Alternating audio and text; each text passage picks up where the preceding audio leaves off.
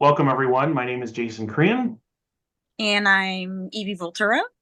and this is Go Wild, the Avian Nutrition Podcast.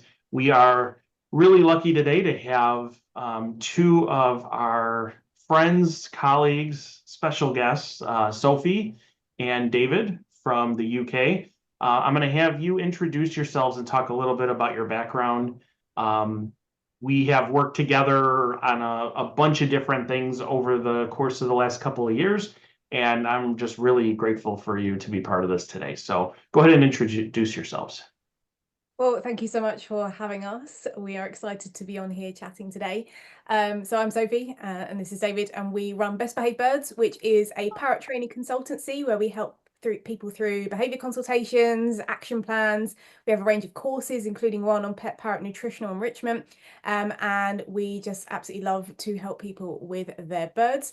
I'm also Bird Nerd Sophie on YouTube and Instagram and everywhere else, where I make lots of educational content that's free for parrot owners.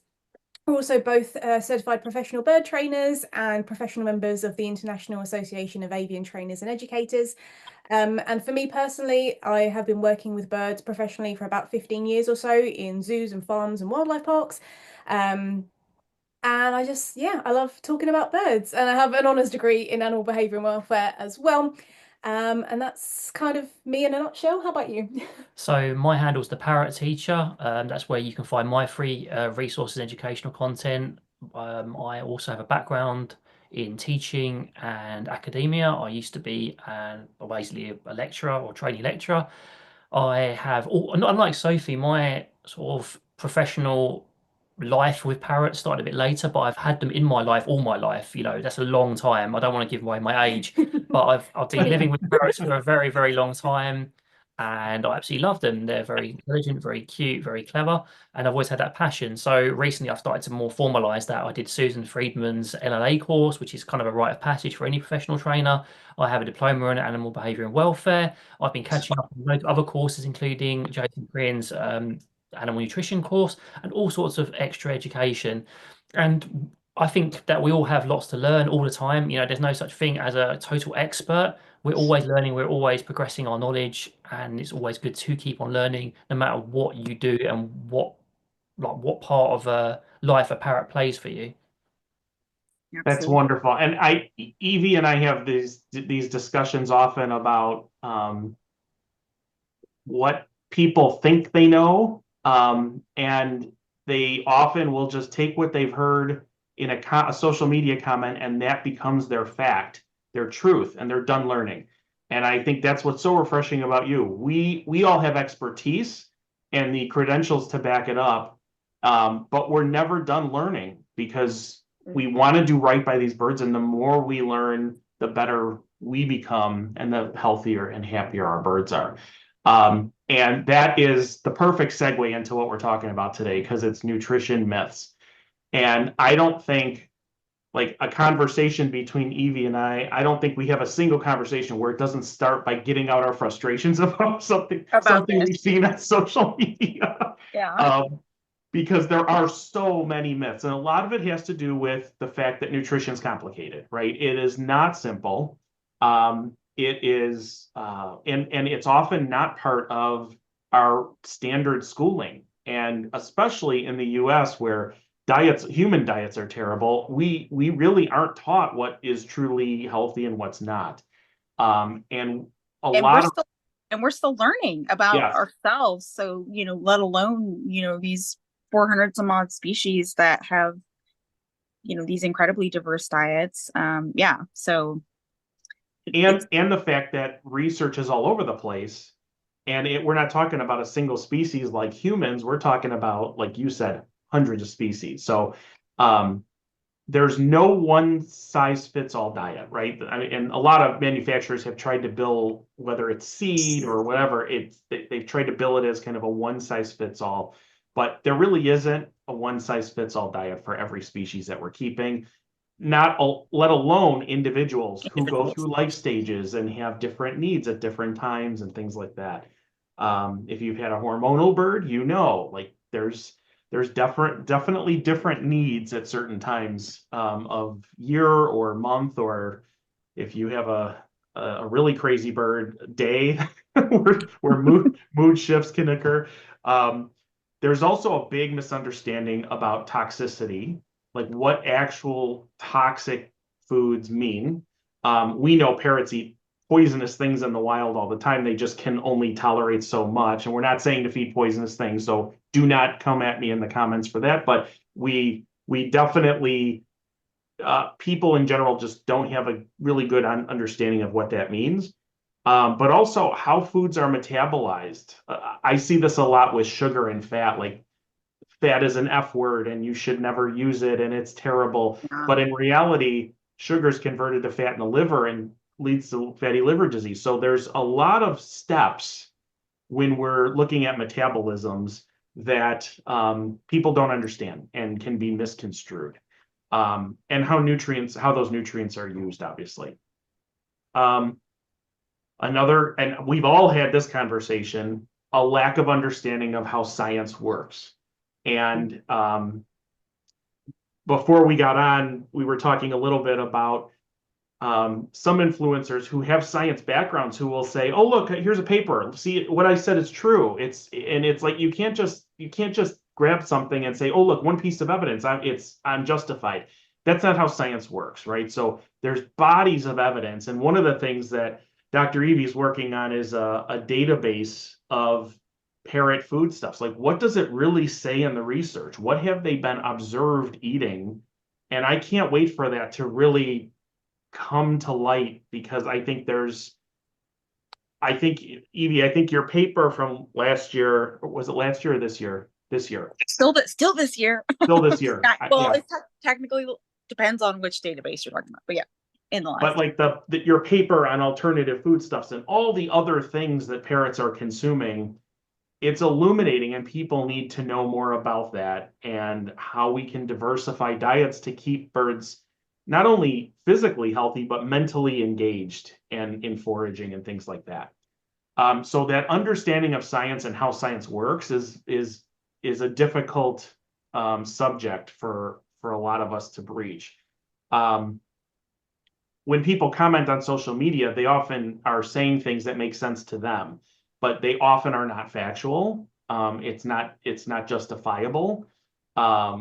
There's no reference oftentimes. Yeah. That's very important. If you're going to make a comment or share something with other people about what these birds are eating, it's very important to share a reference. And that doesn't mean the name of your avian veterinarian. That means published in peer-reviewed literature if possible.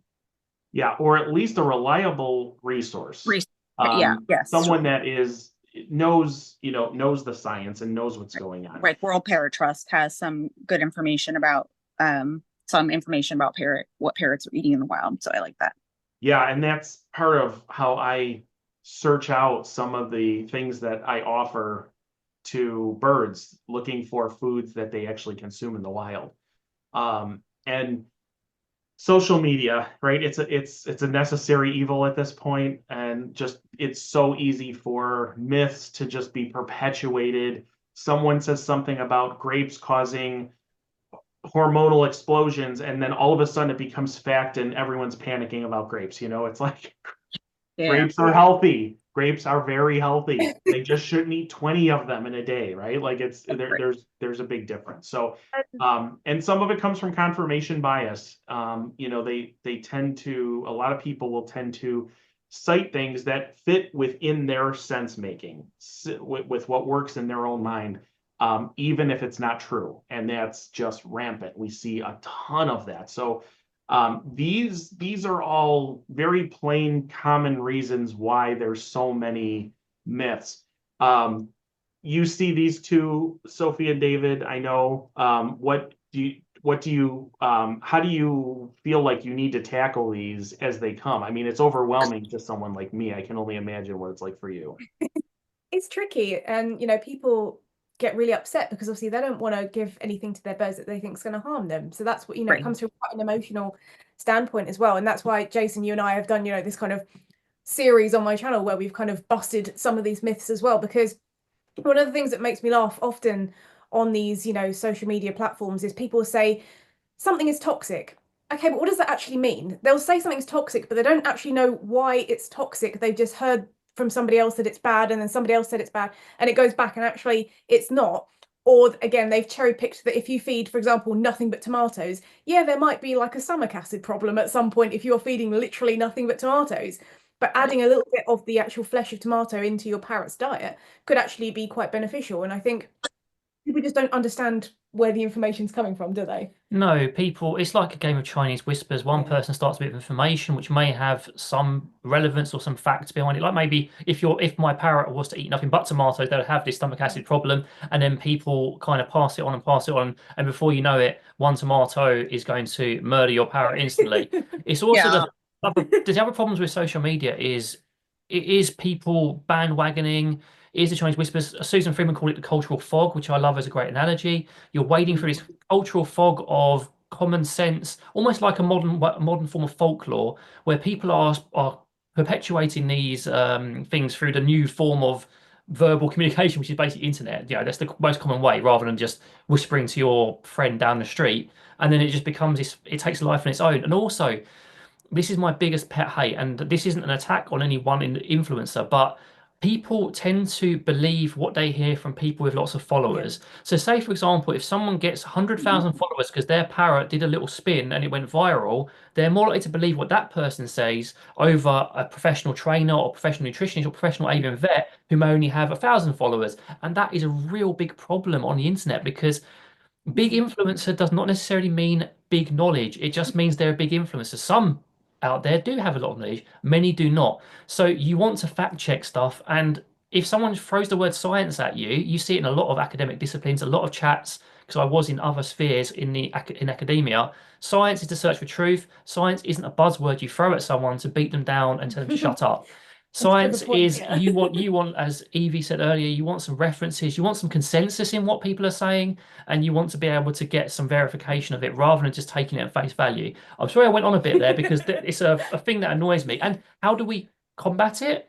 Education. I can go on there and I can refute every individual comment. That's not going to shift culture. I can have a go at people who are doing it. That's not going to shift culture.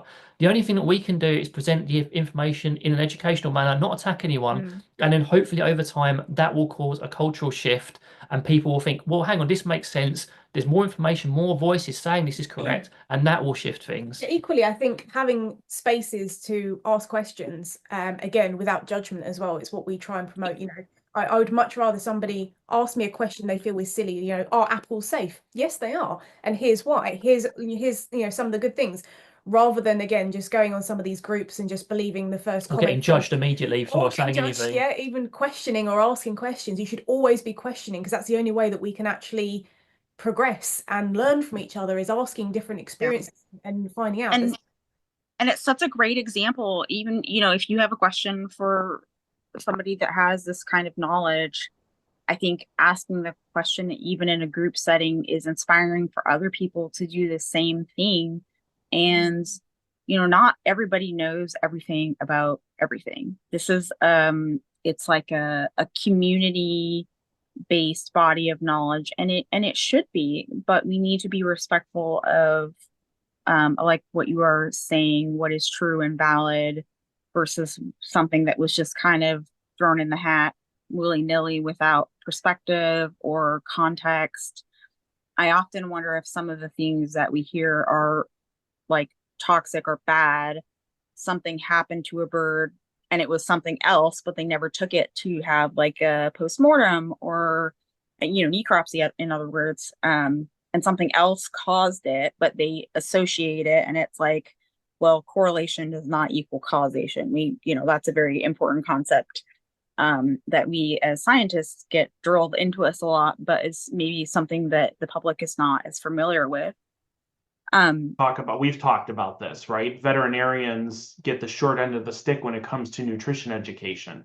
And Yeah. the single course that veterinarians in this country and our territories take is mostly taught by food company representatives. And that doesn't really include pet food, bird food. It includes dog and cat food manufacturers who are presenting biased science, in my opinion. I mean, they're selling products and they're teaching these students not about nutrition per se, but more about how to prescribe their products. Right. And Dr. Karen Becker, most followed veterinarian on the planet, if you listen to her very frank talk, she says very plainly, like, this is how we're taught nutrition, and it's biased, and she's trying to make changes. She's going right to the vet schools trying to make changes regarding that. So I think that there's a lot of bias that's introduced, and that's a big problem, because the science of pet food manufacturers is not necessarily um, And like you said, unbiased. often for cats and dogs. Yeah, And I yeah, think a lot of it is. Yep. I feel like on some level, nutrition is so important to animal health and well-being, including our own. And I kind of wonder if it would be better, rather than trying to get veterinarians to learn like a whole other, yet, other branch of this care, if it would be better to have, consultants, or like you guys with Best Behaved Birds, as like a whole other facet to their well-being, that you can really focus in on behavior and diet and nutrition, and enrichment and all these other kinds of things. Because I think at some point, just think of how many specialists we have for doctors in human medicine. So asking veterinarians to take on this like whole other, like I said, body of knowledge, they have so much to do already. I wonder what thoughts would be in that regard from your perspective. Yeah, I would personally agree. What do you think? Well, with humans, obviously there's a lot more money in it, and there's a lot more history of importance. Where with animals, it's only recently that animals are starting to be regarded as sentient, and animals are starting to be regarded as deserving of these levels of care and these levels of attention and understanding. It's what, last century realistically? I mean, there was glimmers of it before then if you look at historical texts and other Oh, things, but now it's recent. There are glimmers uh, of it. I mean, there is some stuff which is obviously much worse, as you're probably aware. But yeah, I can't quite see what you're holding up in terms of color. But they're the Aviculture magazine from the UK. These are from the 1920s, and this is when they're first starting to talk about this kind of stuff. So sorry, carry on. I'm going through a bunch of them right now. no, I think you're absolutely right. It would be good to have people with that sort of knowledge, but again, you're going to need the general shift in culture for it. And also, when people look at us, because it's not so important, people see us as people who train animals. We do the cute tricks, we do the funny things. We're the people who are supposed to solve the problem with a click of our fingers, when it doesn't work like that when you're dealing with another sentient creature. And it's the Right. same with nutrition. Yes, we should have people, maybe avian nutritionists, and people, more courses like Jason offers, more information, more research. But until someone's willing to stump up the cash, and if we had more money, we would do that. I would love to go back to university and do a biology. I was supposed to be doing an MSc in basically behavioral science, but I don't have enough money, so I had to stop it. I couldn't afford it. So instead I did Susan's course, which was very educational, but a lot cheaper as well. So, there needs to be more. And I think the only way it's going to start is if we start off small and we do what little we can and try and shift things, because until the money's there, you're going to have these pet manufacturers dominating things. And it's going to be our little voices shouting against them or trying to cause shifts. And if there's some great scientists out there like yourselves working towards that, that's going to help a lot I too. think it. Yeah. Like, Oh, there sorry. you Go go. ahead. There you go first. Well, I was just gonna say, like, students that my students who are undergraduates there's no nutrition education requirement to get into vet school. So they may have never learned about nutrition before they get to vet school, and then they only have the one course. And I've forgotten about that. It's a Yeah. problem. That's one of the reasons why I got my animal nutrition course approved for our students at the university, and teach it every year. And I mean, it's standing room only. Like, there is a waiting list every year for that course, because they know that they need something to better prepare them. Right. And, to talk about what happens to food under certain conditions like heat processing. Like they have no idea that nutrients transform and change, and carcinogens can form and Yeah, emerge things and things like, degrade. yeah, they don't have any concept of that because they're not taught about human nutrition, let alone this. So it's really important to me that if I'm going to send students to vet school, that they have some kind of preparation for what's coming, and that they're entering that with ideas in their minds so that they can question and be skeptical, which Yeah. is the essence of science, right? Like they need to be questioning the status quo and, not necessarily causing problems. Yeah, but we need that. Absolutely. I think it goes back to that concept of that there's always more to learn. Yep. And I think that's sort of the key place to be in, at least from a scientific perspective of, I will never know everything. Like it's just a fraction, and there's always more to learn. And it's passing that torch of curiosity. And yes, ask those questions. And if we don't have the answers, then hey, that's a good question for you to go on and pursue in your education and future. So it's definitely that's, I think, the best way forward when it comes to myth busting long term, right? Is that continued curiosity and desire to learn more. And I think in regards to what you're teaching, Jason, I think it's probably pretty rare also that the nutrition courses are not entirely focused on production animals. Yes. Yeah, I mean, our students are urban, so they're not interested in what we're feeding sheep and cows, right? They're Right. more interested in, if I'm going into a cat dog practice, for example, what should I be, what sort of education should I be getting? And it's got to be more than what a pet food manufacturer says, regardless of who they are. It has to be. And you know what's even more fascinating to me is how much you learn about your own nutrition in the process. Yes. Like some of this should just be basic knowledge that people have about. I mean, it literally is one of the major foundations of our ability to live is nutrition. Yeah. And so how so many of us are lacking in this area is amazing. And I don't know, do you think some of this has to do with the fact that we have so much food readily available to us all the time? I think that it has a lot to do with, and being in the school systems for a long time, seeing what's happening firsthand. There are things that are forced into curriculum, and there are things that are kept out of curriculum. Nutrition is not being forced into curriculum. It's not really being pushed out either. It's just kind of being ignored. It's ignored, and when you look at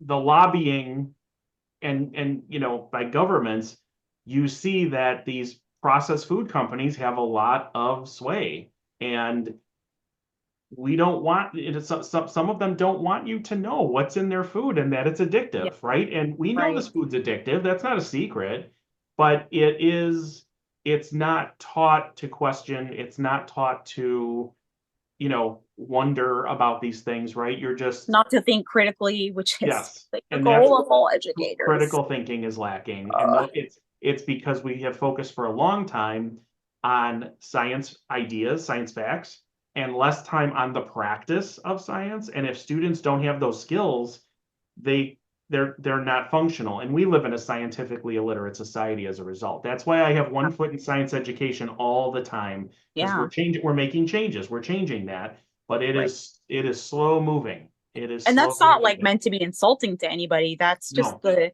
the system. It's the system, and that doesn't mean that you can't become science literate. You, like, everybody out there is absolutely capable of it. And if you guys out there have questions about how to, for example, read a scientific paper, we can help you with that. Just reach out and ask. I have a little assignment that I have all my students do about how to read a scientific paper that, something that's like so seems like people just assign, just go read this paper, but you're not really taught how to evaluate it.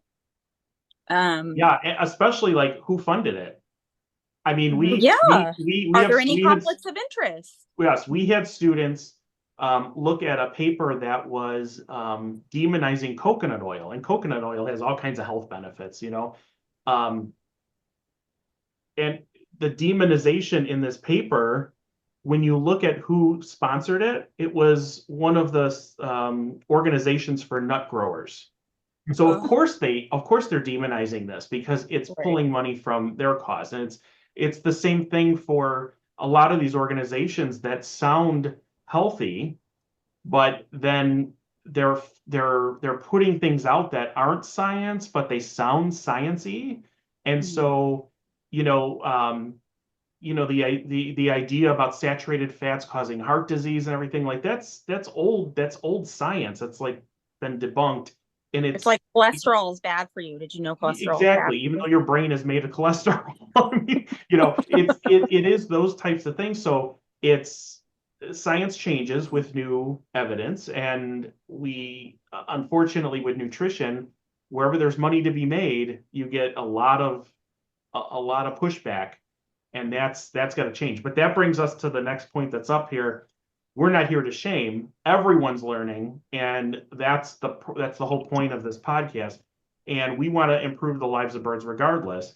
So nothing that I have ever told anybody is going to hurt their birds. It's always a matter of diversifying so that your bird is getting nutrition, but also staying engaged. And the internet is full of people who are telling you all kinds of things about what to do and what product is the best because it's the most expensive and all that type of thing. But in reality, there's just a lot of misinformation out there, and not disinformation. I'm not saying that people commenting are purposefully putting out disinformation, but they are sharing misinformation because it's not evidence-based. It's what they've heard, and there is no justification for it. So I often hear a lot of these things. My bird loves. I love chocolate cake. I should not be eating it every day, period, right? So like my bird loves does not qualify as healthy. If anything, it's the opposite, right? If they really love something, you got to question that. I have fed blank for a long period of time and never had a problem. That does not mean that somebody else will. It does not mean that your bird doesn't have underlying long-term conditions that you should be getting blood work for on a regular basis. And even blood work doesn't tell us everything. So, you really should be careful when you're saying, I've done this forever and it's fine. I heard that blank is bad for birds. I heard that right there. That's not something you should take to heart. Just because you heard something does not mean it's factual. And birds should never / always have. Anytime I hear an absolute, I'm like, no. Red flag. And I think one of the first things is seed, right? Like sunflower seeds. I hear sunflower seed is toxic. I hear sunflower seed is terrible. If it's the only thing they're eating, of course it is. Anything, if it's the only thing they're eating, is really bad. So anything that's healthy can be problematic if it's offered too much. But I just threw some pictures up here because I think a lot of people really don't have direct access to what parrots actually are eating in the wild. This is all parrot food. On the left, you see a mix from, these are Australian plants. These have origins on Australia, gum nuts and eucalyptus pods and, things like that. This is Dwi from the Indonesian Parrot Project, and they do amazing work where they take smuggled birds and then reintroduce them back into the wild. They rehab them. And so they need to feed these birds so that the birds can find these actual foods out in the wild. So these are fruits. You can see there's papaya and some banana and things like that they introduce so that these birds know how to find food in the wild.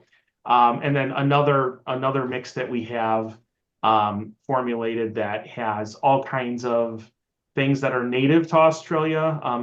a lot of this is grown in the States and places where, in the few places where you can actually grow plants like this, but things like flowers and buds, and this gets to, Evie's work with alternative foodstuffs and how many other things they actually eat. And it's not just eating as well, it's also drinking. So even though they have this wide variety of things that they're consuming, like these Astrea seeds, which are the three-pronged star-shaped seeds, and bark and wood that they consume, and all these different nuts and seeds and greens, foliage and stuff like that, but also what they drink. They drink tea, they drink this. And these are, puddles and rain catches and things like that, that all have plant components leaching into the water. And if you're going to make any change that's simple, just introduce an avian tea. That sounds like a shameless plug coming from me, but it makes such a huge difference what you're offering them to drink as well as feed. Oh my God. Yeah. It's a really easy step. The phyto compounds, I think, is something that we're really lacking, or have been lacking for a very, very long time in our bird diets. And part of that is because of their lack of access to things like foliage that they would potentially be consuming in the wild. And again, from, like you're saying, the rain catches and hollows in trees, they'll go in and drink water that's seeped into them, that's rich in tannins and all sorts of things.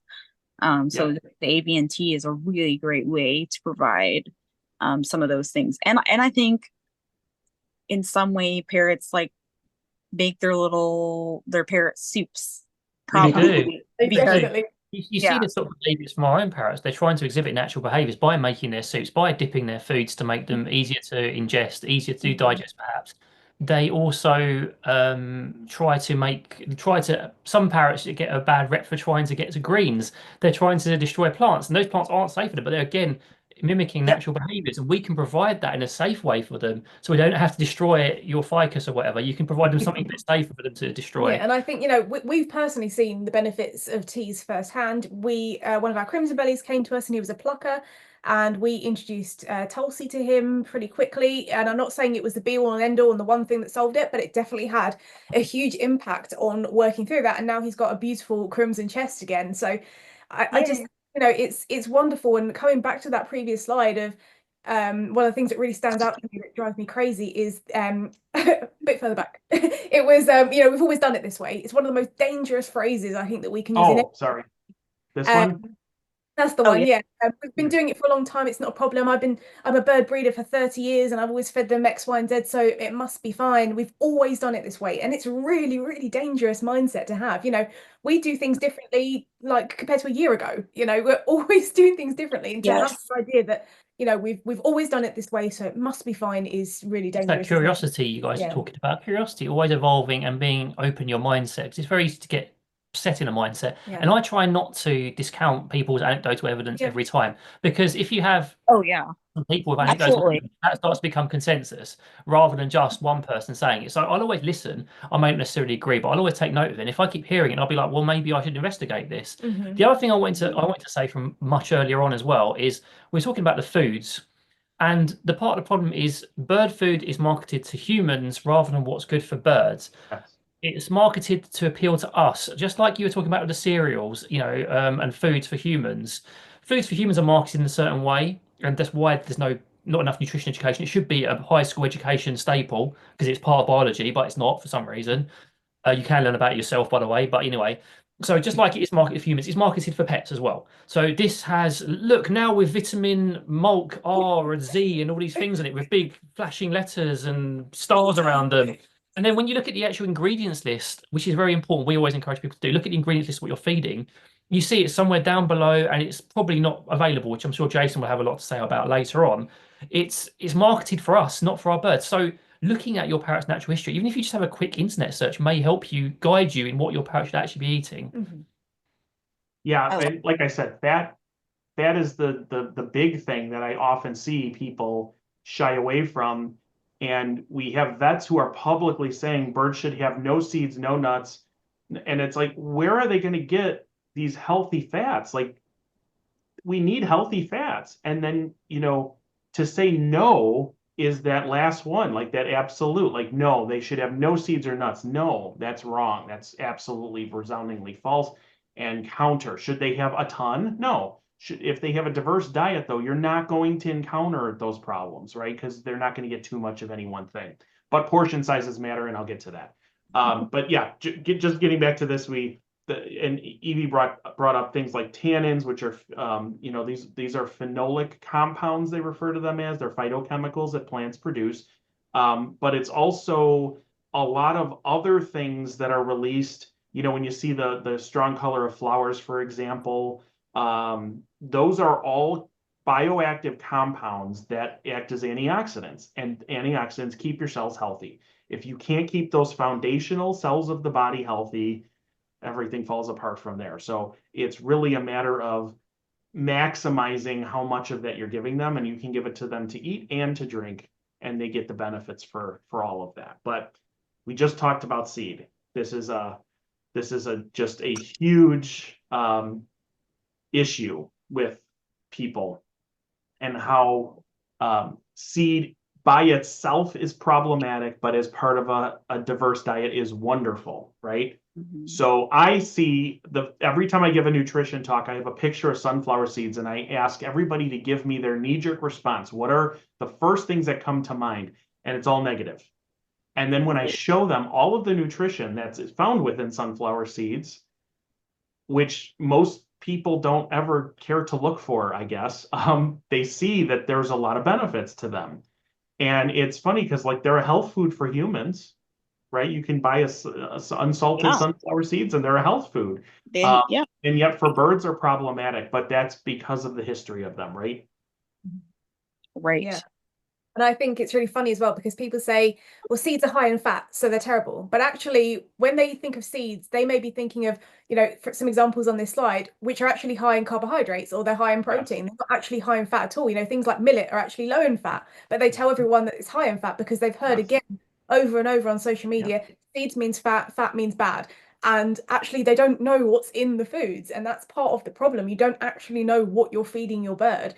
And that's where, again, we need to actually look at ingredients lists, question things. And, as Evie said before, you may even find some things that may benefit you, because you start to understand what these foods can actually do for you and your body, as well as your birds as well. Yeah, I have a whole talk called Better Feeding, or Better Eating Through Better Feeding, and how, like, you could be eating what your birds are eating and it will give you benefits. But, like, diversifying the diet keeps your bird from getting too much of any one thing. That's really the crux of everything. And that's why, like, with the mix that I have on the left side, I formulated that because I want birds actively engaged in foraging, knowing that they do that 3/4 of the day in the wild, right? Like, that's what they're wired for. And I want birds to be engaged. So, like, if I'm giving them whole seed heads or grain heads, they're going to work at that a lot longer than they would if they just had a single piece and they could just shell it and eat it, boom, they're done, right? So engaging them with all of those different types of food items, and if you're doing a tablespoon of this, then they have to consume most of what's on that spoon to get what they need. But like you said, when you look at really what's in these foods, what's in these seeds, people just immediately think about one aspect, right? One nutrition component, and sometimes it's wrong. Like you said, millet is protein rich. Like, there's a reason why people use millet to make other foods as a base. But should it be the only thing? No, of course not.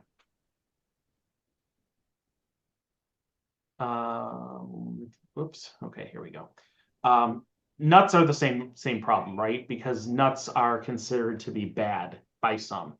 But when you look at, and these are just carbohydrates in nuts, most of the nuts that we recommend for birds are relatively low in carbohydrates. They're protein rich and have a better fat profile.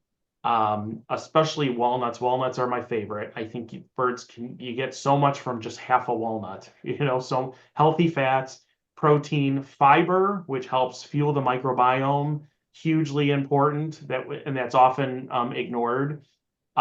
mainly because the idea of a microbiome is complicated, right? It's not a direct correlation. It's, well, you have to eat certain foods that are broken down, and then the bacteria in your gut and the animal gut then breaks those down, and that fuels them. And if they diversify, they're connected to all your different systems. So there's a lot of arrows going on there, right? But in reality, like that fiber, that healthy fiber in walnuts is really beneficial. Pecans, Brazil nuts, hazelnuts, pine nuts, those are all fantastic nuts. Almonds, pistachios, cashews, a little bit higher in carbohydrates, but these don't typically have those healthier fats.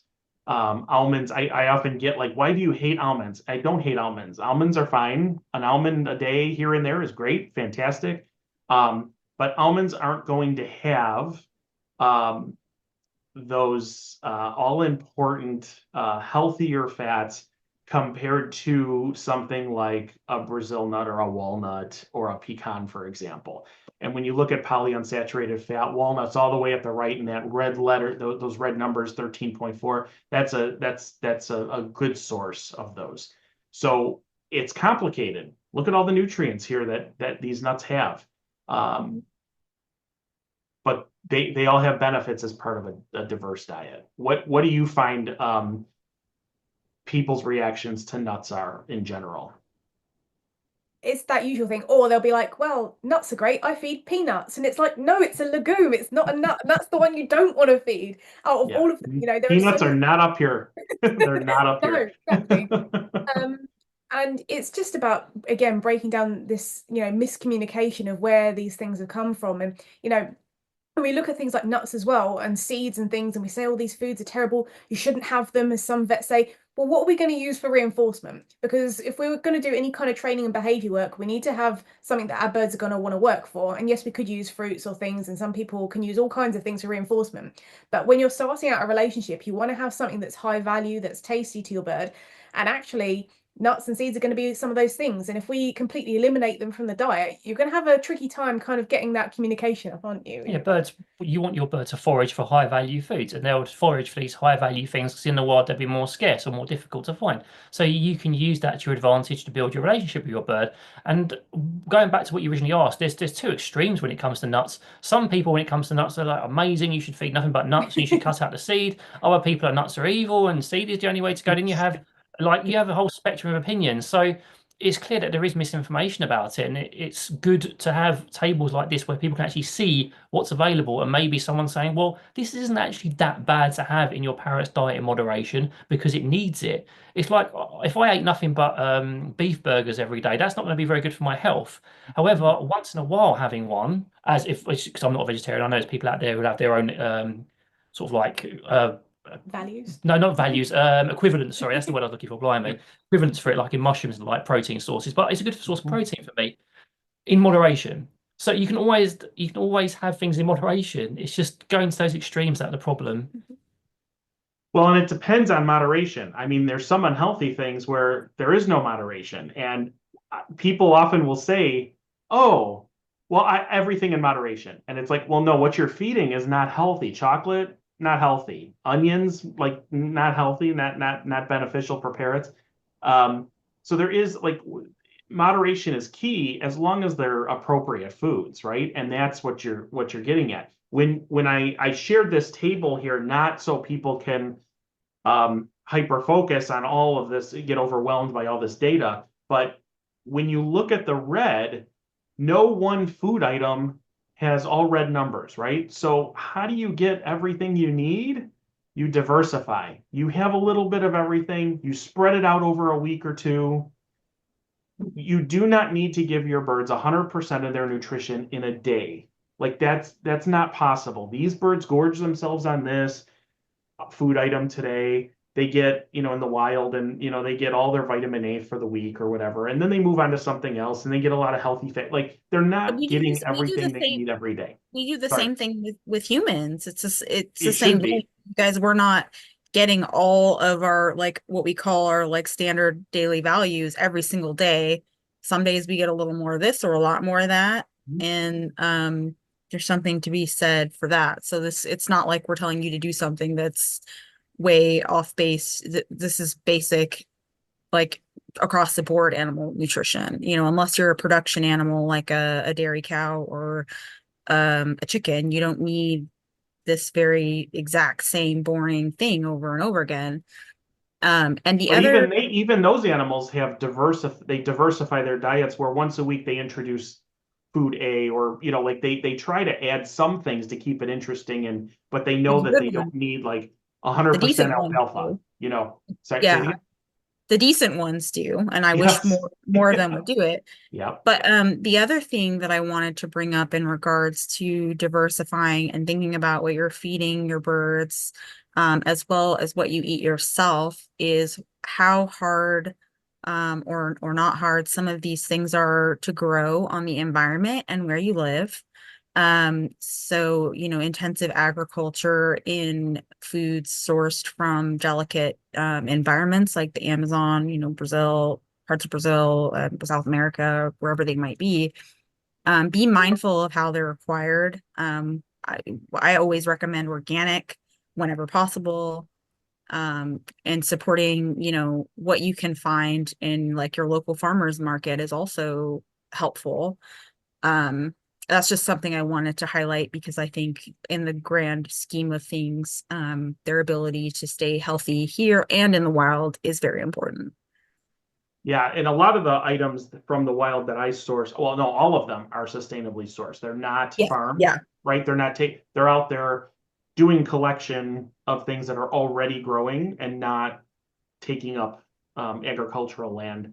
And because a lot of or the stuff that parrots eat in the wild is not farmed, right? There's no reason to farm it. yeah. There's no money attached to it. So When it's um, it's not that you can't feed farm foods, but you don't want to feed stuff that's like, they wiped out whatever, how many thousands of acres to grow whatever in some very sensitive environment. We don't want to encourage that, but an established agriculture area that is being managed responsibly is a good thing to support, and often produces, from what I can tell, some higher quality foods if the land is managed more responsibly. yeah, and I think red palm oil probably is the poster child for this, where they've really clear cut a lot of natural areas to grow that. Yeah. I get red palm oil from a place where it's sustainably grown in specific places in Africa, which it's really limited to there. There's really not a lot of other places that have done this, where families are growing these, or And harvesting this stuff from the wild. So that's a it's great it's example. difficult to find. Yeah. Great. Okay. Fruits are bad. I hear this all the time because sugar, like I hear that all the time. And it's like, it's not that simple. One of the things that I often come back to when it comes to fruit is the less ripe, the less sugar. So if you have concerns about too much sugar, then just offer fruit that's not as ripe. Green banana, for example, fantastic superfood. And I hate using the word superfood. I think it's, kind of catchphrase. But that has a lot of prebiotic fiber. Feed that microbiome. Keep which is connected to all the major systems of the body. So I think green banana, great way to do it versus an overripe or ripe banana. But papaya, same thing, like less ripe papaya. Even the seeds inside of the papaya, which is ultimately what the birds are going for. All of those things can be fed when they're less ripe, and that means less sugar. The plants produce fruits in order for animals to spread their seeds for them because they can't move and reproduce themselves, right? So it's a pretty simple concept when you think about why they're producing fruits and how. But definitely, consider less ripe. Doesn't have to be completely unripe, but less ripe fruits are often a way to get them all of the benefits. Yeah. And grapes are another one I hear all the time. Grapes are evil. No, grapes are hugely beneficial. You can see all of the different things that a single grape. Should your bird have 20 grapes today? No. One or two as part of a mix? Yeah, why not? and I don't know if you've ever seen a macaw peel a grape, but man, they know what they're doing because it's Yeah, a it's amazing. naturalistic behavior, right? They peel berries and other things. So this is there's benefits. It just shouldn't make too much is the problem. It's not the actual food that's the problem. This is something we see a lot on social media. There's a lot of arguments about how much and how often you should feed fruit.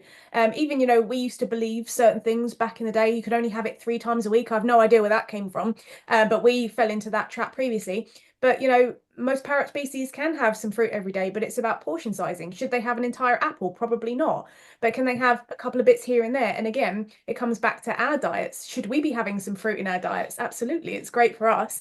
And I know that some people, they have these reservations and they think, you know, fruit once a month, if that, you know, it's awful, because in the wild, parrots don't eat the kind of selectively bred fruits and things that we have for humans. And that is true. They have lower sugar fruits in the wild. And obviously Jason has pointed out a way that you can still modify it to offer kind of lower sugar options. You can go for the lower sugar options anyway, like your berries, you know, blueberries, strawberries, raspberries, blackberries.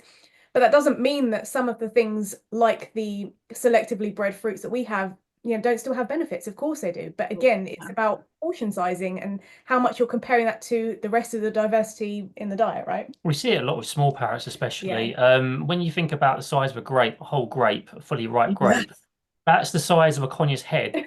So someone's feeding their conya a bunch of them or putting that's way too much.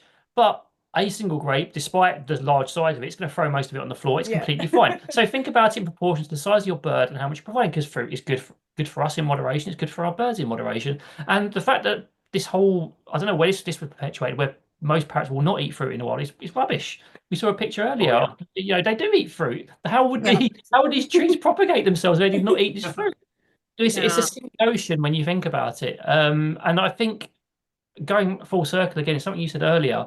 People want absolutes and people want voices of authority. And so when a voice of authority, whatever source it comes from, says this stuff, that's how it becomes folklore, how it gets perpetuated, and how people just keep on going with it. Yeah, and it's also that fear. Again, it's always about the Fear as well. fear. You know, or somebody said that if I feed fruit, my bird is going to drop dead. Or, you know, if I feed any amount of fruit, my bird's going to be hormonal, it's going to be bouncing off the walls, it's going to be crazy.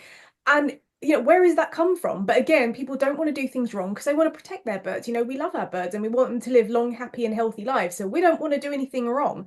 But it's about sifting through what an opinion is and what is actually fact and what's really going on, you know, opinions and there's a couple of things at play there. You have the people who are really hyper focused and hyper vigilant for their parrots. They want to do well by them. Then you have the other people.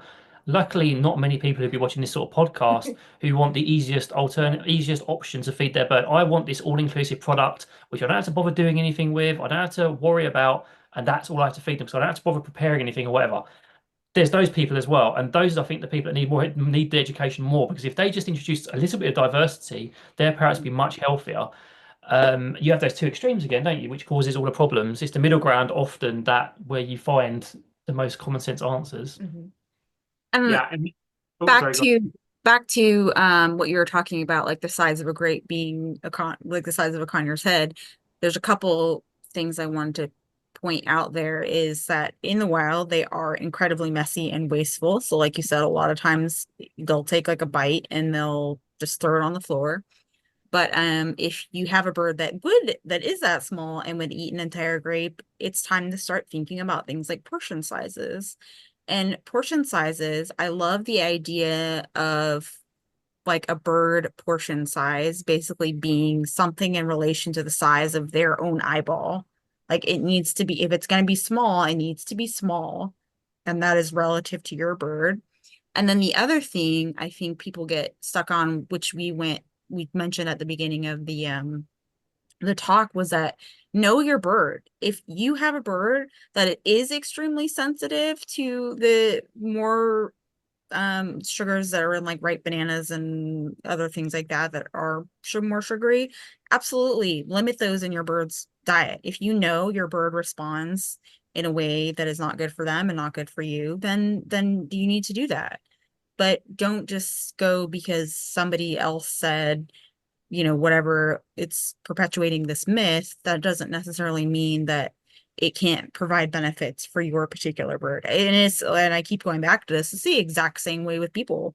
Some of us are more sensitive to certain foods than others, and other people can, eat it all day long and it's perfectly healthy for them, and they do well on it. But that being mindful of your own bird and the natural history of the species, are very, and the and time keep a of year. journal and keep a journal. Like, you can't notice one day, because this is exactly getting to your point, Evie. You can't say, oh, I gave my bird a grape and it was crazy, it went hormonal, because that's what I hear all the time. It's like, no, keep a journal and say, here's what I noticed about my birds. And then if this pattern emerges over weeks to months, then you might have something. But you can't, and it's the same thing with my bird won't eat that. Well, how many times you try? Well, I gave it to him once and he wouldn't eat it. Well, that's not fair to your bird. Your bird needs time and patience. Like, how would you feel if someone put something in front of you for 3 seconds and said, oh, you don't like it, you're never going to see this again? That's not fair. Yeah, So, not fair. it's really important that we're encouraging and persisting with diversity and getting them to eat these different things, because it's not cute if you're like, my bird's picky. That's not cute. That's dangerous. That's horrible. You want your bird to be any bird. You can get any bird eating anything you want if you're persistent, but it's more about human behavior than it is the actual bird's behavior. That's usually the case.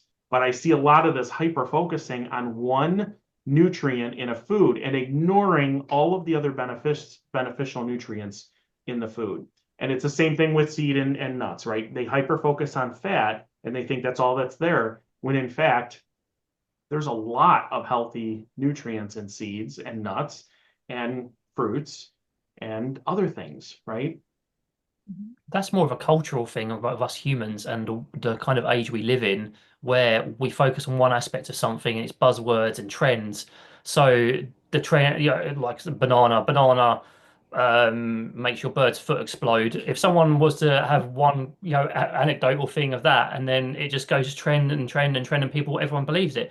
People want quick answers, people want quick things, and it's all about one focus rather than looking at the whole picture. And the things you guys said, we use for behavior as well, keeping journals, trying to approach it scientifically, and every bird is an individual. This whole, just because one bird does it, every bird's going to do it, is not true. There's common themes amongst humanity, there's common themes about every animal, but every animal is individual. And not to diversify, and apologize if anyone's scared of invertebrates here, but we have spiders. And even on such small creatures, you see individual variances in behaviors and tastes and preferences. So you need to really keep that in the back of your mind, that your bird's an individual. And as Evie said very eloquently, you need to tailor what you're doing to that bird's individual. And also what Jason said, by looking at that over a period of time rather than just one instance. And you have to consider the environment too. There are so many triggers in an environment, and they're different from where I keep my birds outside versus Evie birds inside versus your birds. Like, there's so many different things. And I often tell people, sit in the middle of your bird's room, close your eyes, and just listen. And think about, what are all the things that you ignore, you don't realize are there? Like a clock making a noise every time the hand moves can be a trigger to a bird. Like, you just don't know all of those different things. So just because you offered a grape one day and it made your bird, quote unquote, crazy, doesn't mean that that's what it was, right? Or if your bird got sick from something, it doesn't mean it was that one food. It could be anything. It could be a host of different things. It could be that it licked something that landed on a countertop and you didn't see it. Like, there's just so many different things that can trigger something in the environment. Length of day, we know, is a big environmental trigger to birds, right? Like, it can do, like, and that's why they need some sleep and, dark sleep, not with a TV on, that type of thing. But there's so many different things. And when birds pluck, it's often multifactorial, right? It's not just one thing. It could be an illness. It could be emotional. It could be a lot of different things. But that's why I often tell people, after you've had blood work done and you can eliminate some of the illness issues, get them on a tea that's going to calm down the mind and calm down the body and the skin. Like, that helps attack that problem from all angles. The other thing the other thing I'd really like to encourage people to start considering doing is the fecal microbiome analysis. So there are companies like My Dog that you can get little swab kits and take a swab of your parrot's feces. And if you haven't started offering your bird a diverse diet, look at, we don't know everything about, we don't know a lot about their microbiomes, actually, to be honest. But what you can see is what happens before you add and diversify their diets, and then wait a couple months and see what's different. And there are these great websites out there like Backdive that you can like go onto and look up the different organisms that are found in the microbiome and just see what they do if you're just a curious person and curious what's going on. But I think you'll see the diversity in that change. And if that doesn't tell you something, even if the physical appearance changes aren't immediately, I mean, they have to molt their feathers out completely when their diet totally changed. Their entire beak has to grow out. Like, it takes a long time to see some of the changes that that we hope to see with improving their diets. And even behavior can take a little while to calm down if it's really skewed. And part of that is because of the microbiome and, all the connections it has in these different systems, especially the brain. That's what we call the gut brain axis. And it can just take a while for things to settle and calm down and really get the whole system flourishing together. Yeah. Our lab has seen that. It's very obvious. I mean, when you look at budgies or cockatiels like we have, you put them on a one type of food diet that's, supposedly complete, and then you compare that to birds that are on like soaked and sprouted items. You see a huge diversification of the microbiome automatically. And that means all these different types of bacteria and fungi that are helping the body be healthy, okay, making all those connections, they're filling all the jobs that need to be done in the body, right? All the niches. Where you don't have all of those filled if you're just feeding one type of food. And if, for people who aren't familiar, one of the reasons why we host this bacteria in our GI system is that it different species can actually help us break down and make available nutrients that otherwise would not be available to us. So that is why that diversification of this different like bacteria and fungi and even some other things that we're learning about in terms of like viruses and stuff, they're doing something. We always are like, oh, bad, but it's part of our microbiome. So, well, and I mean, most of our immune system's in our gut, right? I mean, right, that's fairly new knowledge, within the last decade or two, where good call, I mean, those things help. We call it competitive exclusion, where they take up the jobs so that the problem causing ones, the pathogenic bacteria, can't take root and cause the problems, right? So having that healthy ecosystem in the gut of an animal helps kind of squeeze out the problem causers. And that's a big deal. That's a huge deal. And that's why, like, when you take an antibiotic and it wipes out that microbiome, you have so many problems, right? You've really got to reseed your microbiome. And I will say as well, we did like investigative fecals and everything with our flock recently, and they came back saying that they had really nice diverse bacteria and everything going on in there, and the lab were really impressed at how happy and healthy their guts were. So it's tried and tested. That's cool.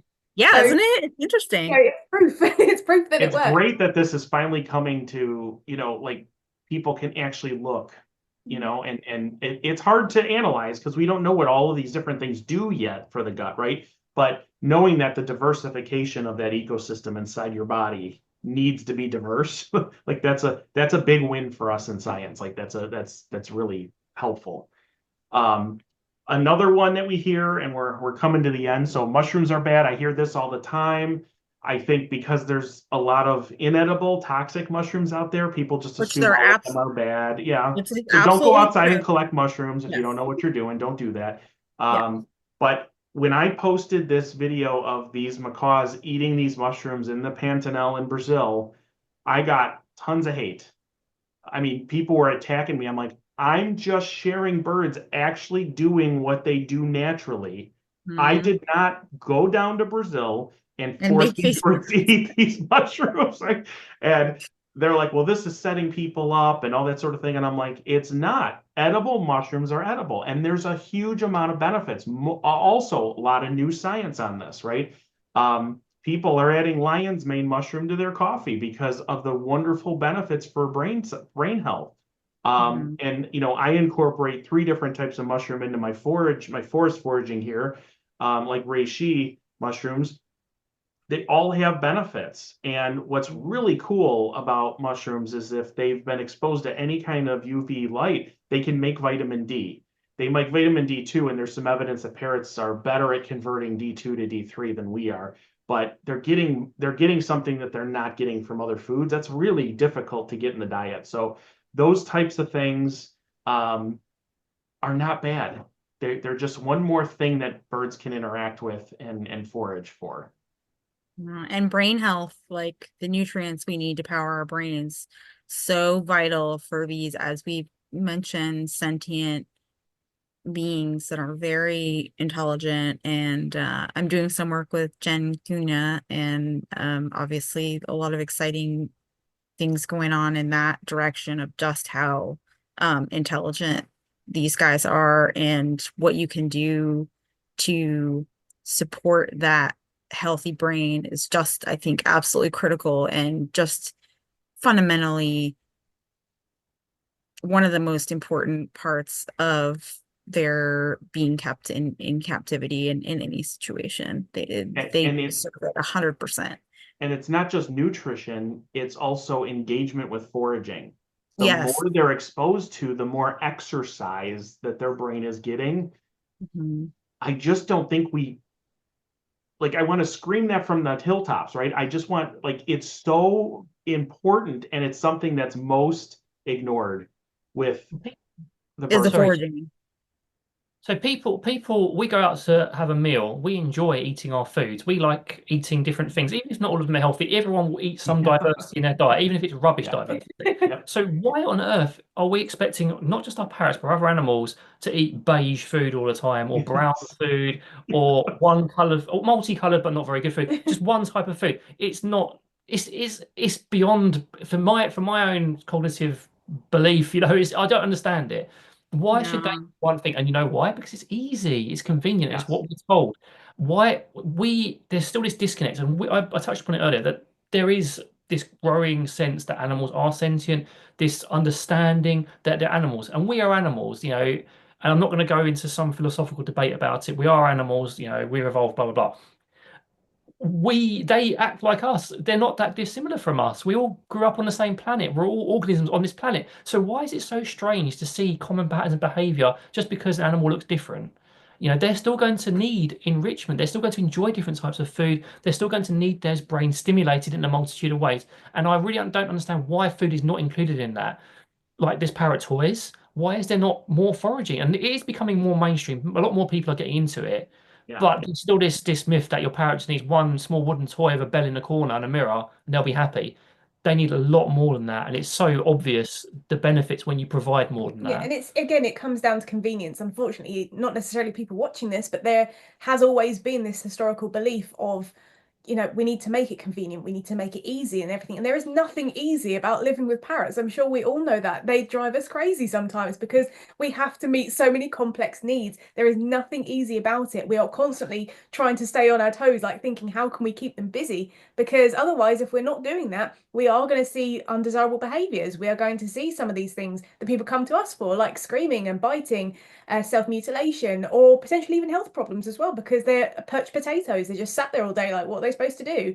So it's a shame that convenience is pushed, but again, it's easy to sell because we want to make our lives easier, and that doesn't necessarily be, it's not compatible with having pet parrots. But And there's a Yeah, there's a if you lot of want a fear. convenient bird, or if you want a convenient animal, a parrot is not for Yeah, you because not it there's at all. nothing convenient about sharing and it's really not owning them. It's sharing your life with them. But that's the And cultural shift, isn't it? Because it was very much owning. You Yeah. own, and a lot of people still believe it is owning. You own your pet. Your pet has to comply with your lifestyle and your needs, and there's no real accommodation for the other side of it. And that's the sad thing, and that's what people are starting to wake up to a little bit more. And that if you do share your life with these animals and you're prepared to share your life, it can be much more fun for you and them. And That's very, where the very disconnect is. very rewarding for both parties. And that is the epitome of sharing life with the rest of the other earthers on this planet. Really, that's the only way we're going to survive, is if we can learn to appreciate these amazing beings. I think a lot of it has to do with fear, though. We've been scared out of feeding fresh foods, for example, because pet food manufacturers have gotten, like, I mean, when a lot of the processed foods started hitting the market in the early 90s, I went to the first sessions. I was in high school, early college. We went to the first seminars where they were touting these foods, and the immediate campaign was demonizing seed and other fresh foods, and those are the problem, and here and now we're going to fix this, and then we find it wasn't. And like Dr. Becker says, we need to stop fearing food. And it's the same thing with feeding raw to dogs and cats. We hear all kinds of fear mongering when more of the recalls are coming from kibble companies than they are from the raw food companies. Yeah. But there's no question that, like, fresh foods are better sources of nutrition. Diversifying them gives your birds all these opportunities to exercise their brain and keep it active.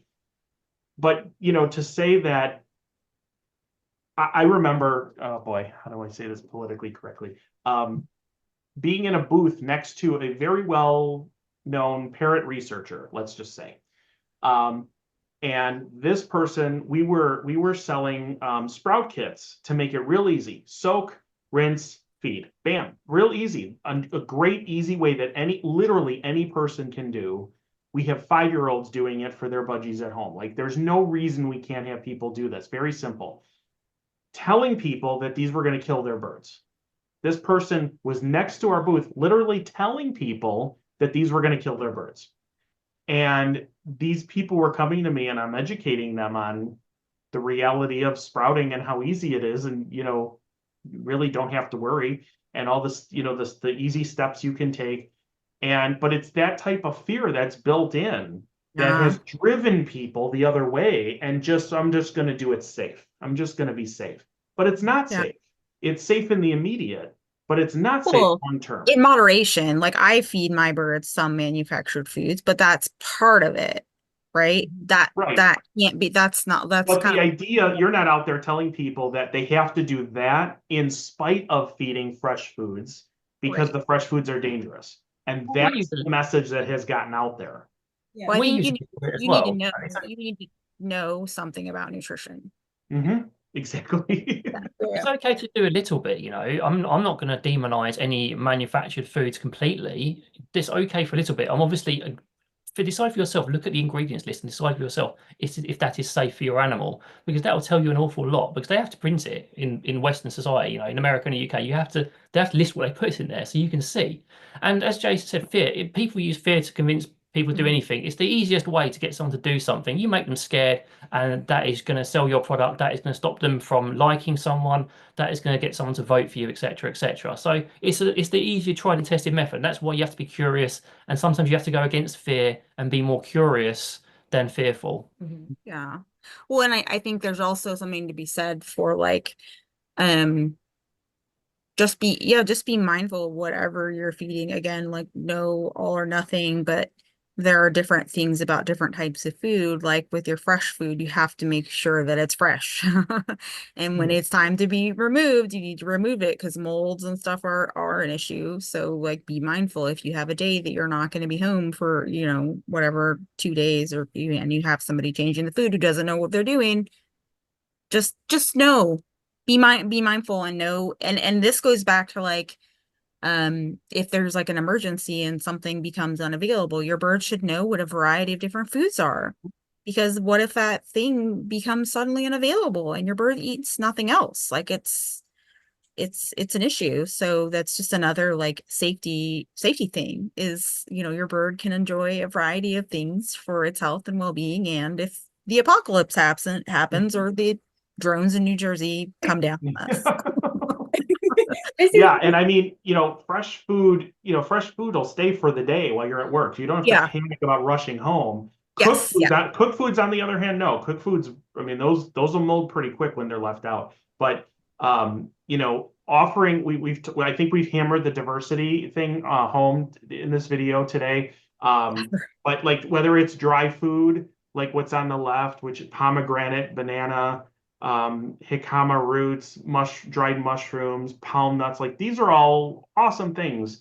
But you should have your bird, and that's freeze dried, which is probably the number one thing I would keep at home at all times because of what Evie just described. Like freeze dried lasts longer than literally any other type of food you can buy your birds, and it will pack most of the nutrient, like preserve most of the nutrient long term. So if you can get your bird introduced to some dry food each evening that includes some freeze dried, they'll be more apt to eat whatever, especially if you travel, and you need something easy for a couple of days, like freeze dried is definitely the way to go. The middle bowl is serious, my black palm cockatoo. I tend to keep It's guessing. also husband proof. I can say that. It's husband It's proof. what? It's husband what? proof. Husband proof. So if you have a partner that isn't always used to taking care of your birds and isn't Yep. getting all the thing, it's great. Yeah. Yeah. And that way they're getting fresh food, but it's dry, so they're at least used to that. But the middle bowl is just, I try to keep him guessing so that, he doesn't know what's coming. So some days there's peppers, and it often has to do with what I'm growing myself. I'll go out front. This morning I grabbed a handful of peppers, some figs, things that I just grow myself. But I do look for items that are all of different shapes and textures so that he has to do different things throughout the day. So there's pea pods, different types of pods that he has to extract the peas from, or what seeds, okra, for example. Brussels sprouts, where there's, tightly packed greens that he has to peel. Wheatgrass and microgreens, so that there's, these little things that he can pick. Sprouts are always in there because there's always some kind of mix of sprouts, fruits and vegetables, things like that are just going to keep him active. And this one thing I really want to bring up, because you brought up that you grow your own food, is, if you live in a community where a couple of people that have parrots, look into joining a community garden and having a little garden plot that you guys can work on together. Because I know, like in my case, I can't always tend to a garden, but I could do it with a group of people. Absolutely. And luckily my roommate in Texas likes to garden, so we're going to be tackling that yeah. Even simple boxes on a patio, if you live in an apartment, it's amazing what you can grow just herb wise. And the herbs, like basil is a big favorite here. They grow these stemmed flowers that go to seed. The birds, no matter what size bird, they love to pick at those. There's just so many different things you can do. That's for a totally different podcast. We'll talk about growing things later in a different episode, because that's a can of worms, literally. But in feeding my aviaries, like all of these trays, it really depends on what are these birds eating. So I have a variety of different birds that I'm feeding. So they're getting sprouts and microgreens and different types of fruits. I have a lot of frugivores that I need to feed almost an exclusively fruit diet, but they're getting at least 12 fruits a day, 12 different things. So they're never just getting one thing. We just talked about fresh foods are dangerous. Often people will say like, oh, I can't leave sprouts out for more than 2 hours. That's not true. Like these plants grow outside, like they live outside, like they're okay. They're not going to go bad, while you're at work. I always try to tell people, feed what they're going to probably forage on for the first couple of hours, because then typically birds take a break and they're not going to, do much more with it. But it's this type of really bad veterinary advice, particularly, that I'm constantly fighting. And I have wonderful vets who refer people to my group all the time. But this was in a famous bird magazine in the US. And I looked up where this vet was from, and she was a vet for a manufactured pet bird manufacturing company. She was selling food. And so this I see as like horrific advice. And I'm just so glad I have vets that send people to my group so that people can learn long term about all the different things, all the different benefits that they can feed. But I saw this and I mean, my jaw just dropped. Like, how could anybody think this is okay? How boring for a bird to live in an environment like David, you just described this, right? Like one type of beige food all the time. They need diversity, and you should not be afraid by any means to feed that. And there are systems that you can get into. You know, if you have a system, it makes feeding easy. Like it doesn't have to be hours and hours of labor. People who make chop once a week and then seal it up into baggies or whatever, like that's just do that. So, and I find putting on a movie and just chopping away and getting all my food prep for the week for the birds is easy. It's enjoyable. I kind of like it because I get to shut my brain off a little bit. But there's easy ways to do this. And I know people ask me a lot, can you freeze it? And you can. I usually recommend 8 weeks at a time, not beyond that. These things start to degrade, especially with B vitamins, if they're frozen too long. But there's ways to do this. And even if you can get your birds eating a few different types of foods per day, that's a win. So start where you can. Start where you can and feel good about it. And that's so important. Start where you can. Yep. Add one new food. It's better just get it started. Sorry, Sophie, go ahead. No, it is. It is. The accelerated spoilage one is one that, again, is perpetuated so much on social media. People are terrified. You know, they're counting to the minute. I've got to go and pull that bowl because, you know, the second I look away, you know, this food is suddenly going to be, you know, a pile of mold. And it's not the case. And I do like to refer back to me being a zookeeper. And, you know, we're not, you know, doing the food prep, feeding out the bowls. And then 2 hours later, we're running around. We've got to get these bowls because, you know, there's going to be mold. It doesn't work like that. It's not real life. And again, this is where, you know, actual real life experiences and knowing how foods behave, so to speak, when you actually prepare them and stuff is really important. Instead of, again, believing that some random person on a Facebook group has said this, and now we should be terrified of, like, we need to be watching this food at all times, otherwise it's going to spoil. It's just silly. Indeed.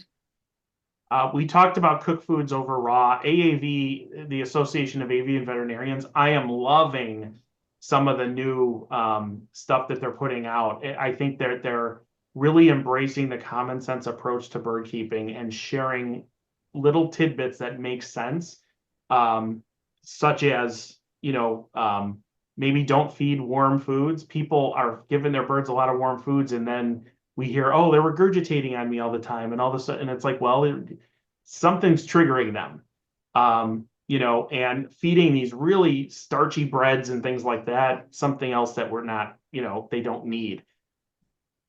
This is work. This is what I don't understand. Like people will make all this stuff for their birds, and it's like, you can do less and give them better nutrition. Like you don't have to do all this stuff.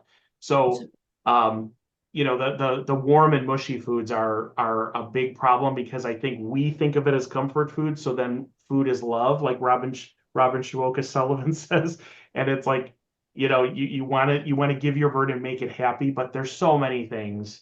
I once had somebody in a group tell me that she felt bad for my birds because I didn't give them treats like stuff you shouldn't feed your birds. And I said, my birds are very content. They get a ton of different type of food. They don't need a chicken bone to love me. I mean, for crying out loud, come on.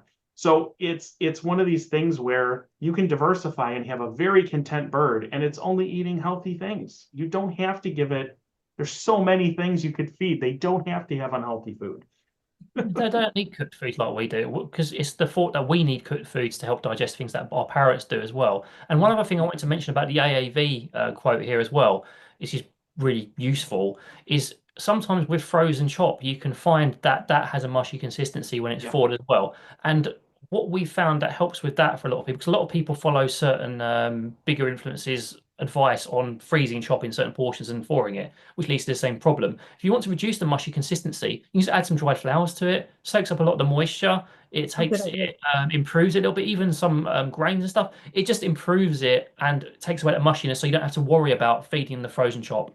Yeah. Yep. Yeah, I use the green forage, which is just, dried herbs and things like that. And I mix that in right away and it keeps it nice and crumbly and, just slightly moist, but not soggy whatsoever. Um, it's not hard to do. And I know people will use oats and things like that just to add something with the drying factor that the bird still can consume. But I want to layer nutrition on. So if I can give them that green forage where all those Yeah. little herbs are coating everything and there's just that much more, benefit to it. Last one, I think, teas for birds. I hear this all the time because I've been formulating teas for other companies for a long time. Um, People just tend to think all tea has caffeine, and we don't offer caffeine to birds. And I'll have people say, well, even decaffeinated has caffeine. And it's like, we're talking like 1 to 5% of the caffeine that it normally would have. And that tiny, tiny bit that you're diluting is not going to impact your bird. Like we've never seen Yeah. that before. Well, let's clarify bird teas, avian teas. Yeah, but all the teas that we use are human grade, but Oh yeah, you I need just to mean know that they're formulated for birds. So like I only use organic decaffeinated black and green teas, for example. I don't use other types of camellia teas. And they need to be organically decaffeinated because otherwise they're using chemical treatment, which is just another ball of wax that we want to avoid. But all herbal teas are caffeine free. Some teas can cause, like if they just get one type of tea, there can be problems. It depends on what the chemical compounds that form that tea. So I formulate this stuff specifically for birds, so they're not getting too much of any one thing, but they're reaping the benefits from it.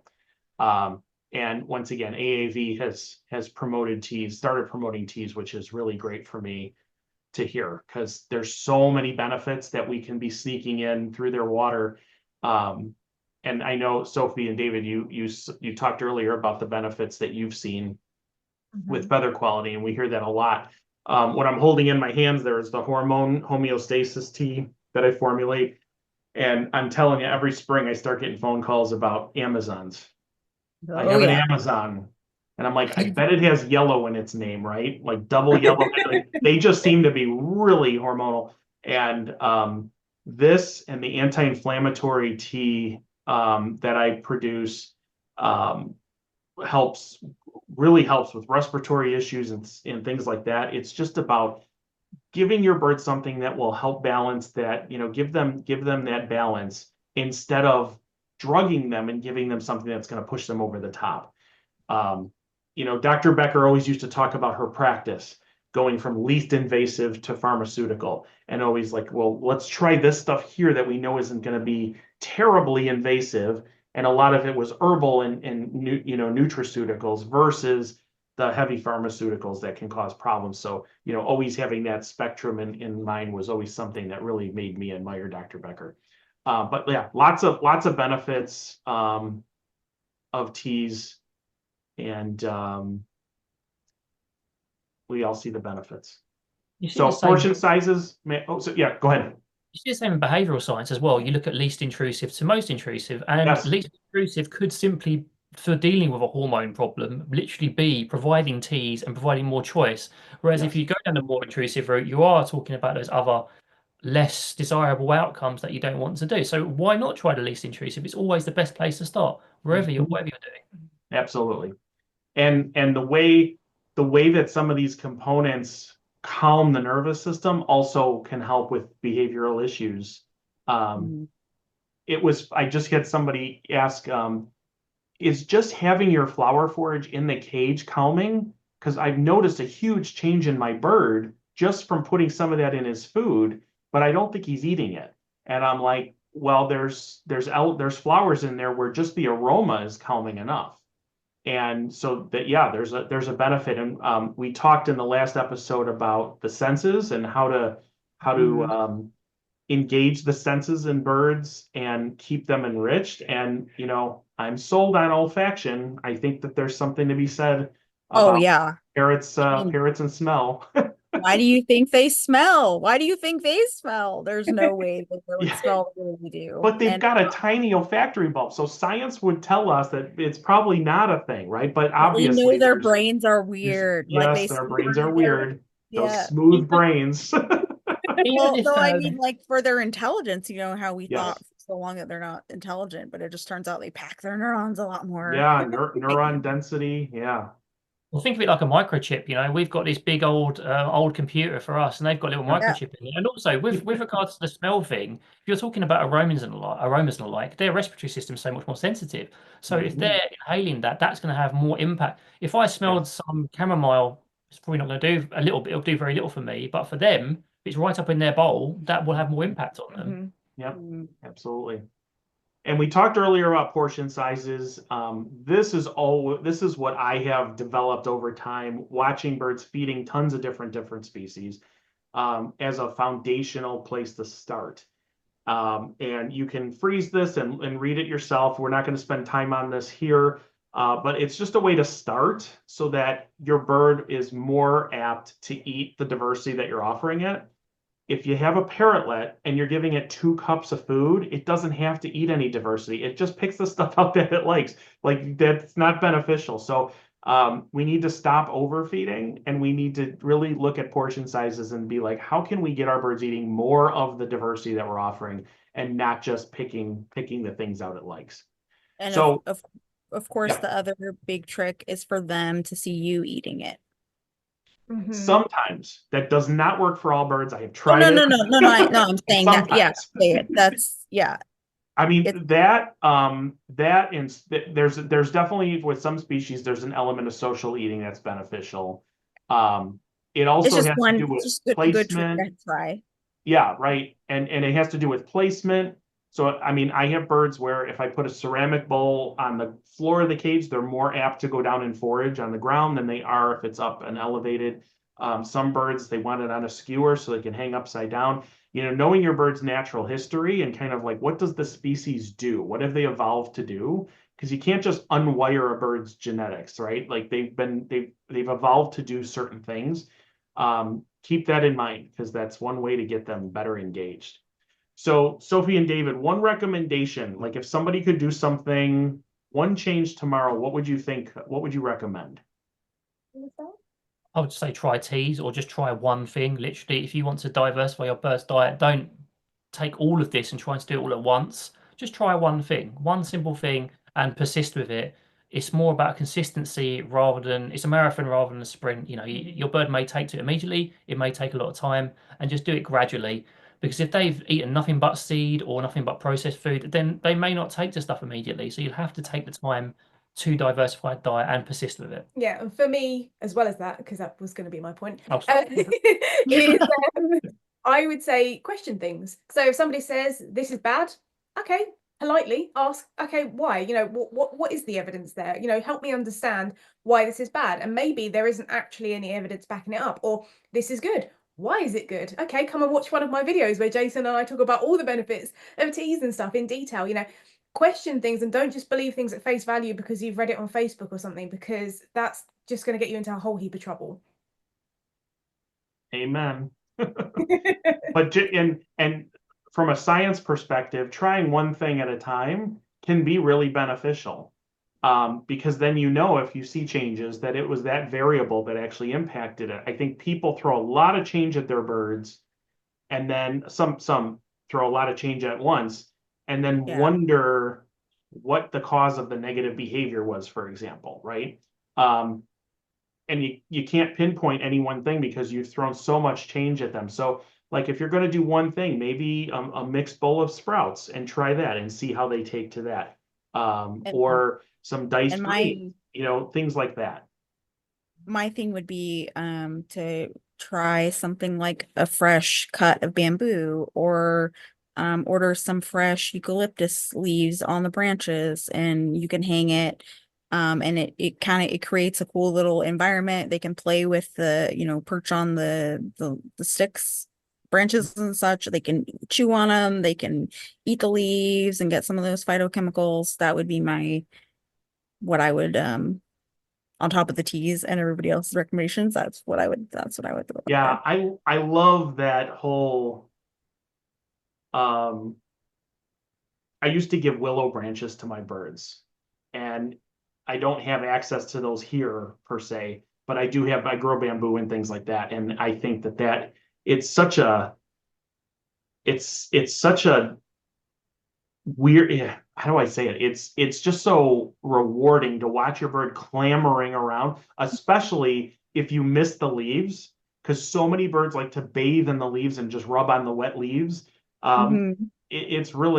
It's really cool to watch. I know I have a client who sprays the plumage perfection tea, the tea that I formulate for feather health. She sprays it On the on leaves. leaves and watches the bird like lick the leaves and rub in the leaves and just get all into it. So there's definitely something to be said for giving them something that's more environmental, right? Bigger and something they can engage in. That's awesome advice.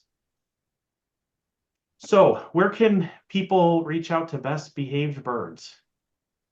You can find us in a lot of places. We try and be everywhere. So we have our handle Best Behaved Birds. We're on Facebook and Instagram, and we do have our website bestbehavedbirds.com, where you can access our store for consultations and courses and maybe some other exciting products coming up. Spoiler alert, do keep your eyes peeled there because there's something that you guys might find quite interesting on there coming up. And then for me, I am on Instagram and TikTok and YouTube, of course, and just wherever you may find me in all sorts of places. And then you. We also have some like free blogs and stuff on Yeah, our Best exactly. Behaved and free resources, so do check out the website. For me, it's the Parrot Teacher. I'm on Instagram, I'm on YouTube, I'm on TikTok as well. But on Instagram and TikTok, I tend to just post like pictures and videos, funny stuff. Most of my educational content is focused on YouTube because, unlike Sophie, I run a second channel for educational content on invertebrates, so that takes up a lot more of my time. Yeah, but with our 2 YouTube channels for parrots combined, we've got probably pushing about 700 free videos, education-wise, things like nutrition and training, analyzing behavior, just some funny stuff as well, a day in the life kind of thing, like what my conure eats in a day was a fun one to do, where you can actually see each thing that my conure ate throughout the day, because we do like to provide as much free info as possible, and of course, if you want dedicated one-to-one help, we can help you with that as well. Well, Definitely thank you for recommend what that you both one-on-one. do. Sorry, what was that? Oh, I said, yeah, definitely recommend that one-on-one. Yeah. Well, thank you both for being here and for your continued efforts in educating the public. I cannot thank you for partnering with us and being part of this journey. I think the more we talk, the more benefits to people and their birds there are. So thank you again. Please, everybody, check them out. And for Go Wild, I am Jason Crean. And Evie Voltura. See you next time. Thanks.